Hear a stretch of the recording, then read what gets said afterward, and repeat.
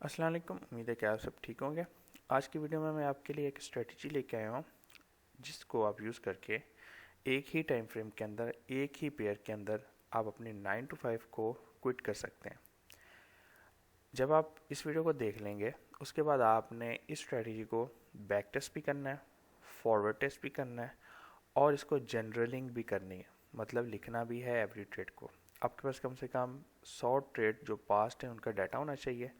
और ये जो स्ट्रेटजी मैं आपको आज बताने वाला हूँ ये ऑलमोस्ट एवरी डे होती नज़र आएगी।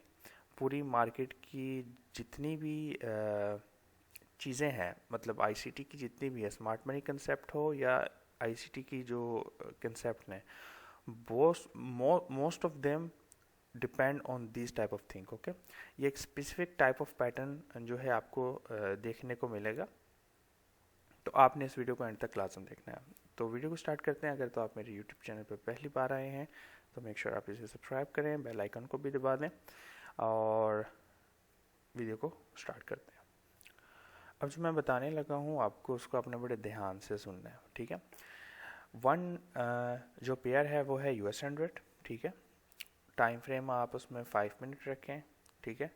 और लिक्विडिटी आप 1 आवर एंड 50 मिनट की रखें। ध्यान में ये चीज़ें रखनी है, ठीक है। अब लिक्विडिटी जो है वो एक्सटर्नल रेंज जो हाई होते हैं, ठीक है। यहाँ पे आप देखें what is the liquidity, anything, कोई भी चीज़ जो बाहर है, ये जो एनी स्विंग पॉइंट है वो लिक्विडिटी है, ठीक है। इसको हम बोलेंगे एक्सटर्नल रेंज लिक्विडिटी, ठीक है। कोई भी इफ़िशेंसी है उसको बोलते हैं इंटरनल रेंज लिक्विडिटी। जो जो लेग है उसके अंदर जो एफिशिएंसी है उसको इंटरनल रेंज लिक्विडिटी बोलेंगे, ठीक है। अब उसमें इन्वर्जन फेयर वैल्यू क्या भी आ सकता है और बैलेंस प्राइस रेंज भी आ सकता है जिसको बीपीआर बोलते हैं, ठीक है। ये सारी चीज़ मैं ऐसा ऐसा लाऊंगा। और मैं इसमें एक चीज़ और बताऊंगा कि आपने ये जो ट्रेड है मोस्ट ऑफ द टाइम अपने मैक्रोस में देखनी है, ठीक है। मैक्रोस क्या होते हैं वो भी आपको बताऊंगा, कई लोगों को पता होगा कईयों को नहीं पता होगा। तो ये स्ट्रेटजी US 100 पे, ठीक है, जिसको आप NQ भी बोल सकते हैं, फ्यूचर्स कॉन्ट्रैक्ट पे भी आप कर सकते हैं, सेम थिंग है। 9:30 को मार्क करना है एंड 12 PM। कोशिश ये करनी है कि इस ट्रेड के इस के अंदर अंदर आपकी ट्रेड हो जाए, ठीक है। 12:10, ठीक है, 12:10, 9:30 से 12:10, ठीक है। इसके अंदर अंदर आपने सेटअप करना है। अब जो सेटअप है वो कैसा आपको देखने को मिलेगा, वो इस तरह का आपको देखने को मिलेगा। मैं आपको बताता हूँ। मार्केट में आपने जाकर बड़े टाइम फ्रेम पे 1 आवर का हो या 4 आवर का, उसमें जाके आपने order block, imbalances, inversion, fair value gap, इनको मार्कआउट कर लेना। That is very simple. मैं आपको यहाँ पे एक नॉर्मल सी एग्जांपल बताता हूँ। जैसे कि यहाँ पे 1 आवर पे जाके फॉर एग्जांपल ये पिछला दिन था और इस दिन आपने ट्रेड लेनी है, ठीक है। मार्केट अब यहाँ पे घूम रही है और 9 o'clock पे भी पहुंची है। और आपने क्या करना, उससे पहले क्या करना, जितने भी आपके इन्वर्जन्स या ऑर्डर ब्लॉक्स है उनको आपने मार्कआउट कर लेना है। ब्रेकर ब्लॉक हो गए उनको मार्कआउट कर लेना है। उसको करने के बाद आपने मार्कआउट करने के बाद आपने 9:30 को मार्कआउट किया हुआ है और 12:15 को। आपको प्राइस उस तरफ अगर जाती नज़र आ रही है तो आपने देखना है क्या कोई भी स्विंग पॉइंट स्वीप हुआ है, ऐसे ये स्वीप हुआ। उसके बाद मार्केट स्ट्रक्चर शिफ्ट या change in the state of delivery, retracement, आपने ट्रेड लेनी है, ठीक है। ये मैं आपको सेटअप बना के दे देता हूँ यहाँ पे, ठीक है।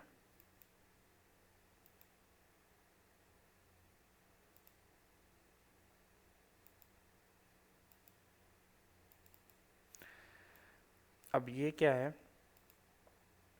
ये इंड्यूसमेंट हो सकती है, लिक्विडिटी स्वीप,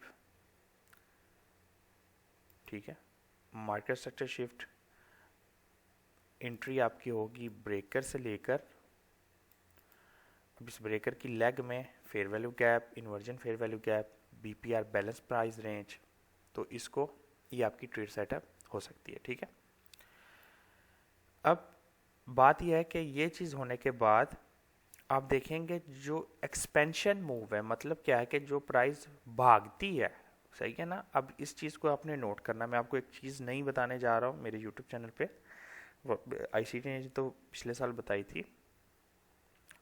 जो मार्केट प्राइस किसी एक लिक्विडिटी से लेकर दूसरी लिक्विडिटी तक जो भागती है, वो कौन से टाइम फ्रेम पे भागती है, कौन से टाइम पे भागती है। ठीक है, ये बहुत इंपॉर्टेंट पॉइंट है। मतलब कि मार्केट ने यहाँ से लिक्विडिटी ले ली, लिक्विडिटी लेने के बाद ये जो भागी है ऊपर की तरफ, ठीक है ना, जल्दी से भागी है लंबी लंबी कैंडल बना के, तो वो कौन से टाइम पे भागती है, वो मैक्रोस के टाइम पे भागती है। मैक्रोस क्या होते हैं, दिन के अंदर सिर्फ आखिरी घंटे को छोड़कर, ठीक है, आखिरी घंटा जो न्यूयॉर्क का टाइम है उसको छोड़कर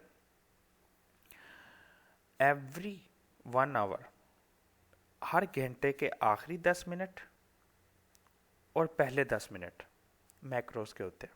ठीक है, जैसे कि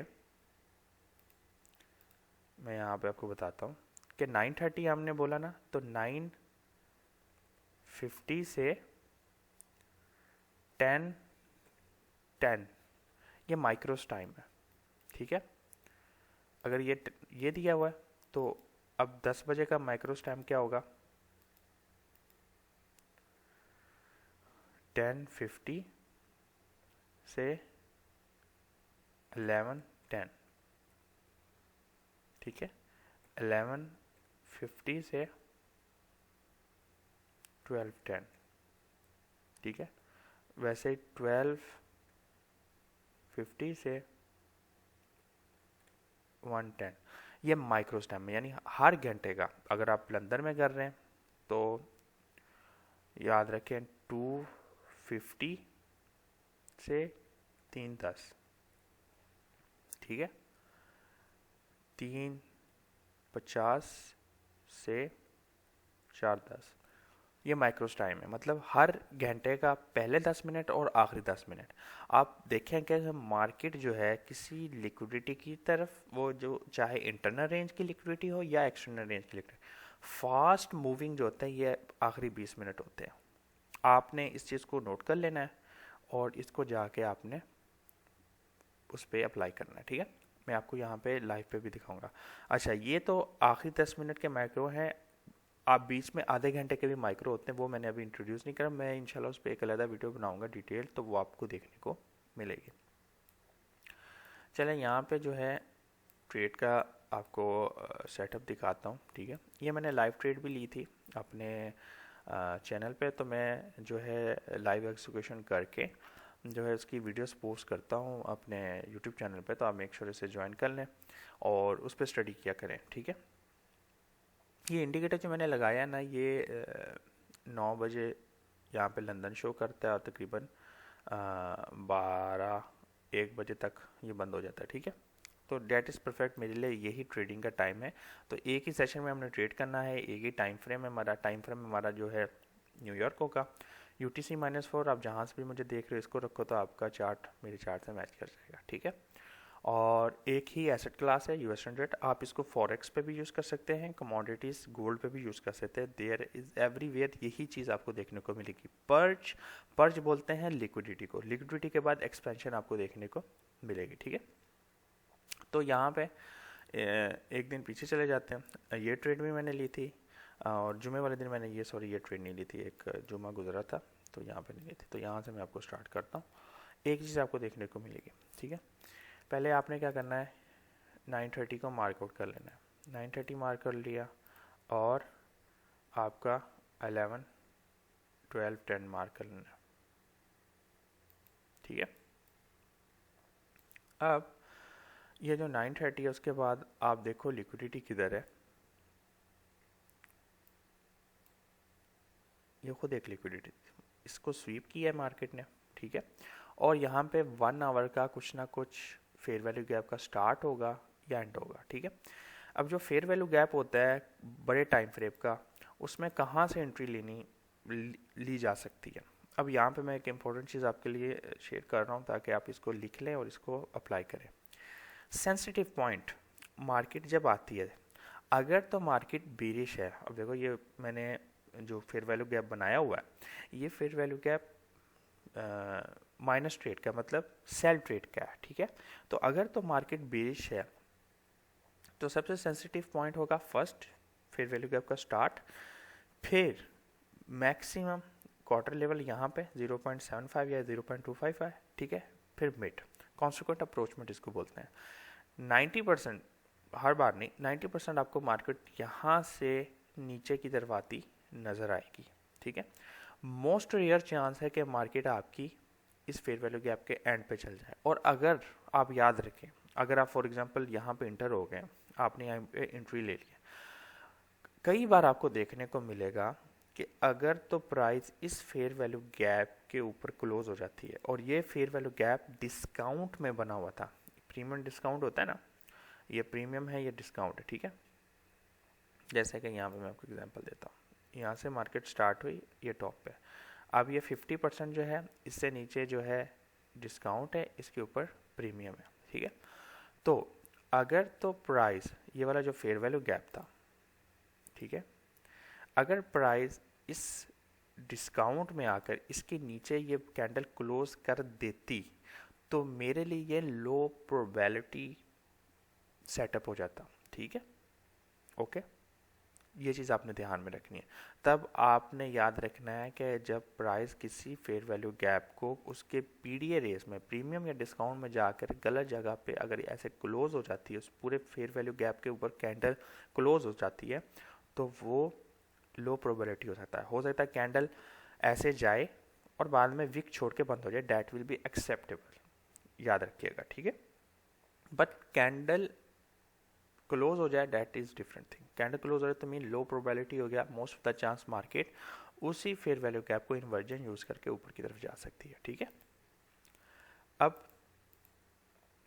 यहाँ पे लिक्विडिटी ली, और 1 मिनट में मैं जाऊँगा इसी जगह पे और जाकर देखूंगा, मुझे यहाँ पे उड़ाने दो, फिर मैं आपको दिखाऊंगा कि आप एक ही सेशन में कई दफ़ा ट्रेड ले सकते हैं, ठीक है। तो यहाँ पे वो लिक्विडिटी थी, ये वाली जो स्वीप की है, ठीक है। स्वीप करने के बाद क्या हुआ, हमारे पास जो ये मैंने ऑलरेडी ट्रेड ली थी, ये मेरे पास इन्वर्जन फेयर वैल्यू गैप था, मतलब ये वाला जो फेयर वैल्यू गैप बुलिश था वो इन्वर्स हुआ और मार्केट उसके बिल्कुल कॉन्सिक्वेंट अप्रोचमेंट पे आई और अपोजिट साइड मुझे लिक्विडिटी थी, ठीक है। तो यहाँ पे मार्केट किसी बड़ी रेंज के लिक्विडिटी के टाइम पे कब पहुंची, आप ज़रा देखो, 950, ठीक है। और उसके बाद ये लिक्विडिटी थी, ठीक है। मैंने काउंटर ट्रेड ली थी, आपको पता है काउंटर ट्रेड मतलब मार्केट बुलिश थी ना, तो उसमें काउंटर ट्रेड ली थी कि मैंने यहाँ पे लिक्विडिटी स्वीप हुई, पर्ज हुई, यहाँ से ली और ये लिक्विडिटी मैंने टारगेट की थी, ठीक है। अब उसके बाद अब ये देखो कि मार्केट जो दिन की जो मेन लिक्विडिटी थी उसको किस टाइम पे पहुंची है,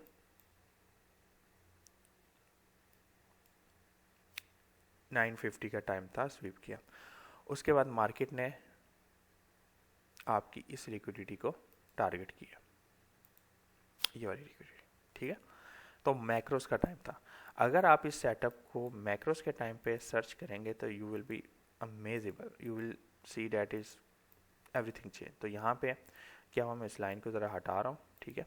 यहाँ पे क्या हुआ, आप देखो पर्ज हुई, पर्ज कहते हैं कि ये देखिए ये क्लोज है। याद रखें कि कई जो मार्केट स्ट्रक्चर मेरे नज़दीक जो है वो जब तक कैंडल क्लोज नहीं होगी, क्योंकि विक टू द डैमेजेस क्लोज नहीं होगी, तो मेरे लिए ये जो है तब तक वो है स्वीप है, ये लिक्विडिटी स्वीप हुई, ठीक है। क्यों स्वीप हुई, इसके पीछे एक थ्योरी होनी चाहिए, मतलब आपको पता होना चाहिए कि ऐसे होकर ऐसा क्यों हुआ, ऐसी क्या वजह है कि मार्केट यहाँ पे आई ये आई, ठीक है। जो लोग उस दिन मार्केट बुलिश ही थी देख रहे हैं, तो जिस बंदे ने इस फेयर वैल्यू गैप पे फॉर एग्जांपल बाय किया होगा, ठीक है, उसने यहाँ पे ट्रेल किया, यहाँ पे ट्रेल किया स्टॉप लॉस, ठीक है, यहाँ पे किया, यहाँ पे किया, ठीक है, और यहाँ पे किया जब मार्केट इधर चली गई 100%। तो अब ये वाली जो मूव थी इसको बचाने के लिए मतलब उसकी लिक्विडिटी ली, ठीक है, कई लोगों की, कईयों ने यहाँ पे रखा होगा, कईयों ने यहाँ पे रखा होगा, कईयों ने सेफ साइड बोल के यहाँ पे रखा होगा, ठीक है, देख रहे हैं ना, ये फेयर वैल्यू गैप है, ये लिक्विडिटी है। तो यहाँ पे जितनों ने एसएल अपने रखे थे जो ट्रेल करते आ रहे थे यहाँ पे, तो मोस्ट ऑफ द लोग जो थे वो एशिया में ट्रेड नहीं करते, यूएस 100 को वो लोग न्यूयॉर्क में करते। तो फॉर एग्जांपल किसी ने ये मार्केट से शिफ्ट, ये सिल्वर बुलेट के टाइम पे उसने अगर ट्रेड ली थी तो उसने अपना स्टॉप लॉस 100% यहाँ पे ट्रेल किया होगा, यहाँ पे किया होगा, यहाँ पे किया होगा, तो वो यहाँ से मार्केट से आउट हो गया, ठीक है। तो उसको जो प्रॉफिट था वो आप देख लें यहाँ तक ही था, बस कोई इतने 30 हैंडल के थे, 1 to 1 था या वो ब्रेक इवन पे हो गया। तो पर जो मार्केट स्ट्रक्चर शिफ्ट हुआ, ठीक है, उसके बाद मार्केट क्या है, डिस्काउंट में आई है, और यहाँ पे फेयर वैल्यू गैप और ये ब्रेकर है पूरा, ये लेग, इस लेग के अंदर आपके पास ये इन्वर्जन फेयर वैल्यू गैप भी है, ये फेयर वैल्यू गैप भी है, ये ब्रेकर ब्लॉक भी है। फिर आपको 1 मिनट में जाके हमेशा कंफर्मेशन करनी है क्या है, और फिर आप ये देखें जब प्राइस आई है कौन सा टाइम फ्रेम पे आई है, 10:55, क्या टाइम है ये माइक्रोस का, ठीक है, 10:55 पे आई है प्राइस, और उसके बाद यहाँ से फिर आपको मार्केट ऊपर की तरफ नज़र जाती हुई नज़र आ रही है। यहाँ पे कौन से टाइम पे इसने जाके ब्रेक लगाई है और उसके बाद रिवर्स हुई है, मैक्रोस का टाइम है 2 o'clock, ठीक है, याद है मैंने आपको क्या था, 150 से 210। अब मार्केट इस पे जाएगी और एंड तक 8:10 पे इसने ब्रेक लगाई है, माइक्रोस का टाइम। तो माइक्रोस के टाइम पे अगर आप ट्रेड करेंगे तो आपको ये चीज़ देखने को मिलेगी। तो आपने मार्केट में क्या ढूंढना है, पर्च, ठीक है, एक पर्च, उसको स्वीप, फिर मार्केट से शिफ्ट। तो ये जो स्ट्रेटेजी होगी आपकी 80+ विन रेट होगा, ठीक है। इसको आपने बैक टेस्ट करना है, फॉरवर्ड टेस्ट करना है। टाइम बहुत इंपॉर्टेंट फैक्टर है कि टाइम पे आपने जो है ना 9:30 के बाद आके देखना है। 9:30 के बाद जो पहला फेयर वैल्यू गैप होता है ना उस पर कभी ट्रेड नहीं करनी, ठीक है। ये 9:30 अगर ओपन हुआ था ना उसके बाद ये पहला फेयर वैल्यू गैप था, सही है, इस पर कभी ट्रेड नहीं करता मैं, तो कभी नहीं करता इसको। हमेशा मैं करता हूँ कि एक बार ये जो ना ऊपर की तरफ क्लोज हो जाए, इन्वर्ज हो जाए, ठीक है। तो इन्वर्जन का बड़ा स्कोप चल रहा है और वो सही भी है, ठीक है, क्या मतलब एक बार आपका कोई पीरियड है डिसरिस्पेक्ट हो जाए तो वो आपने करने को मिलना है, ठीक है। तो अब जो है ना आपने इसको बैक टेस्ट करना है, और मैं आपको आगे चल के एक और दिखा देता हूँ कि यहाँ पे आप देखें, ये 9:30 की कैंडल है, सही है, 9:30 वाली कैंडल का ये फेयर वैल्यू गैप है, ये वाला ग्रीन कैंडल, ठीक है, और फेयर वैल्यू गैप है, गया ऊपर, क्या किया इसने, स्वीप किया, ठीक है। स्वीप करने के बाद जैक्ट, मैं ये चीज़ देखना चाहता हूँ मार्केट में, ठीक है, सूखी फूकी नहीं, ये चीज़ अच्छी कैंडल बने, फेयर वैल्यू गैप छोड़े, मेरे पास ये ब्रेकर भी है और ये फेयर वैल्यू गैप भी है, ठीक है। मैं यहाँ पे एंटर लूँगा और 1 to 2 फिर आउट हो जाऊँगा, दैट सिंपल। फिर ये देखें, गया मार्केट, जैक्ट ऊपर की तरफ, change in the state of delivery. Change in the state of delivery क्या होती है कि जो लास्ट लेग, एक्सपेंशन लेग होता है, उसको मार्केट यहाँ पे क्लोज कर दे, इसको क्या कहते हैं, change in the state of delivery. फिर उस पर प्राइस आएगी क्योंकि ये ऑर्डर ब्लॉक है पूरा, और ये आप दो रिलेटिव्स इक्वल और ये फिर लिक्विडिटी, मार्केट उसको लेके ऊपर चल जाएगी। कौन सा टाइम है, ये जो 30 मिनट का मैक्रो जो मैंने आपको शुरू में बताया था ना, ये 30 मिनट का मैक्रो जब प्राइस भागती है, ठीक है। नहीं तो आपको ये देखें, fair value gap, inversion fair value gap और ये एक्सपेंशन, ऊपर की तरफ, ठीक है। तो मार्केट ने एक्सटर्नली फिर इंटरनल रेंज की लिक्विडिटी को ली है पीछे, ठीक है, और फिर मार्केट ने शिफ्ट किया इंटरनल रेंज एक्सटर्नल रेंज, ठीक है। एक सेटअप आपने ढूंढना है बस, आपको वो काफ़ी है। वीक में 1-2 सेटअप भी आपने कर लिया ना तो डेट्स इनफ। आप ये वाली चेकलिस्ट जो है मैंने जो बनाई थी अमेजिंग हो जाएगा। सिर्फ 20 ट्रेड ले लो और इसके $20 की इन्वेस्टमेंट से, ठीक है। बाकी आपकी मर्ज़ी है, आप मेरे यूट्यूब चैनल को ज्वाइन कर लें। मैं लाइव ट्रेड के सेशंस लाऊंगा, लेकिन हमारी कम्युनिटी कम है। मैं देखता हूँ कि लोग वीडियो थोड़ी देखते हैं, व्यूज़ नहीं आ रहे, तो मुझे कोई फ़र्क नहीं पड़ता, लेकिन क्योंकि मैं बिज़ी हूँ। जो बंदा यूट्यूब से या ऐसी चीज़ से पैसा कमाता है वो फिर ट्रेड नहीं कर सकता। मैं ट्रेड करता हूँ, तो बेसिकली मुझे इन चीज़ों से फ़र्क नहीं पड़ता। तो आप ज्वाइन करें। लाइव ट्रेड मैं तभी करूँगा और जब जो है आपको आपकी कम्युनिटी बढ़ जाएगी। एटलीस्ट 500-1000 बंदा होना चाहिए जो लाइव ट्रेड देख सकता हो। तो उतने बंदे हैं नहीं, 5-4 बंदे एक्टिव हैं, तो वो नहीं कर सकते, ठीक है। तो मिलते हैं नेक्स्ट वीडियो में, तब तक के लिए अल्लाह हाफिज़।